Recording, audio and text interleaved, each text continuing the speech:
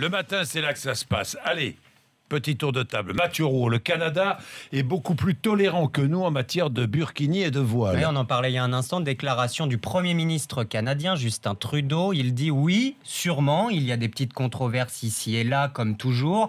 Mais au Canada, on devrait être rendu au-delà de la tolérance. C'est une question d'acceptation, d'ouverture, d'amitié, de compréhension. Et d'ailleurs, hier, burkini, voile islamique, on a appris que le voile islamique porté par les femmes musulmanes est désormais autorisé dans la gendarmerie royale du Canada. Autorisé dans la gendarmerie, imaginez... Il y a deux écoles.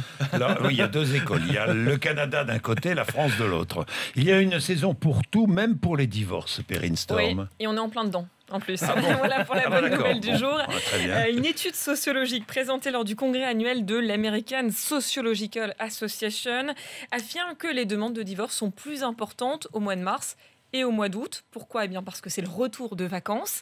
Alors vous allez, je vais vous expliquer le lien. C'est parce que quand vous préparez vos vacances, voilà, si vous avez l'intention éventuellement de vous séparer, de divorcer, vous n'allez pas annuler vos vacances qui sont prévues de longue date. Les enfants vont être déçus, mais tout qui est sont préparé. payés parfois. Ouais. Et puis surtout, les vacances, pour certains, c'est aussi l'espoir de raviver la flamme, de se relancer, la chaleur, voilà, la plage. De profiter de ce moment pour essayer de reconquérir votre chair et tendre. Espoir vain, au retour, la désillusion est terrible, elle est encore plus grande, du coup on cherche un nouveau départ, et voilà pourquoi les demandes de divorce augmentent au retour des vacances. Ils se font, on apprend beaucoup de choses, vous vous rendez compte, bon, ils se font payer pour arrêter de fumer. Ça se passe en Suisse, des chercheurs suisses qui ont pris donc des chercheurs suisses.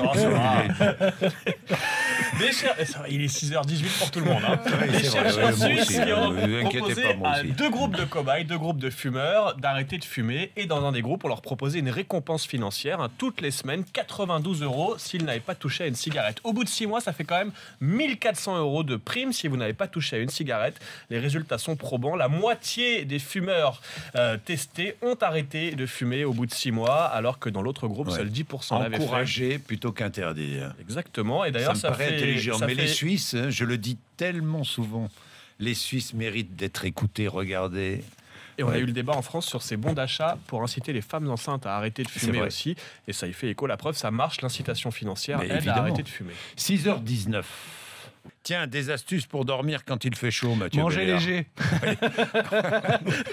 C'est bon la fougasse. Oui, c'est bon, mais mangez pas 150 mètres ce matin avec l'alerte canicule qui arrive.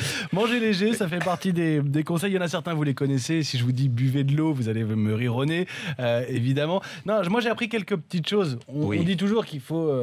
fermer les volets, les rideaux pour pas laisser rentrer la chaleur pendant la journée, mais pensez à laisser un tout petit peu entrouvert pour qu'il y ait un petit courant d'air. Et c'est mieux qu'une climatisation ou un ventilateur qui ferait trop baisser la température. Tiens, dormez habillés, des vêtements larges, des vêtements amples, mais ne dormez pas nus.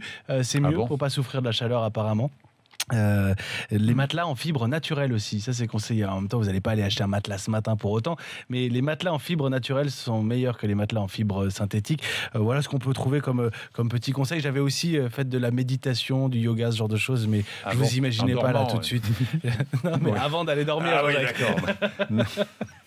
Mais je vous voyais pas là en position du lotus. Et la consommation de vin ? Non, c'est pas terrible. Ça. Quand vous voulez. Oui. Ah bon, non, mais parce que je vois que la consommation de vin en France n'est plus ce qu'elle était, Mathieu Roux. Dans les années 80, il y avait plus d'1 Français sur 2 à en boire tous les jours. Ils sont plus que 15% aujourd'hui. Pourquoi ? Parce que le vin, maintenant, c'est devenu un produit de fête. 66% des Français le consomment pour se faire plaisir. On le consomme à table, mais pas seulement, aussi en plein air pendant les pique-niques. Vous buvez du vin ? Là maintenant, là non, mais ça m'arrive. Non, pas maintenant, évidemment. Ça m'arrive, bien sûr, mais c'est vrai qu'on boit moins, mais mieux. Très de vin. Mais mieux. Et vous, Perrine, vous buvez du vin ? Un peu, oui. Moi, tous les jours, un verre, tous les jours, moi. Tous les jours. Ah oui, tous les jours. Partie des 15%. Un verre tous les jours, un verre à chaque repas. En même temps, vous n'avez pas changé depuis les années 80. Alors. Moi, j'ai rien changé. Non, mais vous savez que ça fait du bien. Oui, c'est ce fameux vin mythe. rouge, ça fait du vin rouge. Oui, une bouteille de vin rouge par jour. La folie. Mais non. La folie Pokémon Go est retombée, Perrine. Oui, c'est en train de devenir has-been de jouer au Pokémon, alors qu'on nous en a parlé tout l'été. Ils ont saturé l'espace, Pikachu et les autres monstres. L'application avait été lancée le 7 juillet dernier aux États-Unis. Elle avait connu un décollage historique. 25 millions d'utilisateurs quotidiens en quelques jours. 40 millions d'utilisateurs quotidiens le 24 juillet. Et aujourd'hui, on est retombé à 30 millions d'utilisateurs quotidiens. C'est quand même pas moins mal. 10 millions.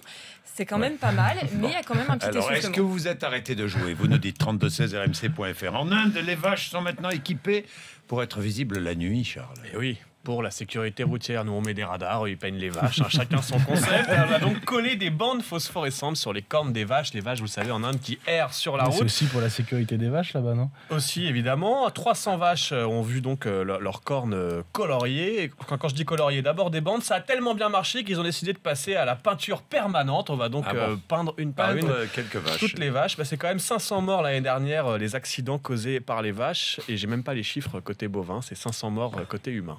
Bon, d'accord. 6h29, vous êtes sur RMC.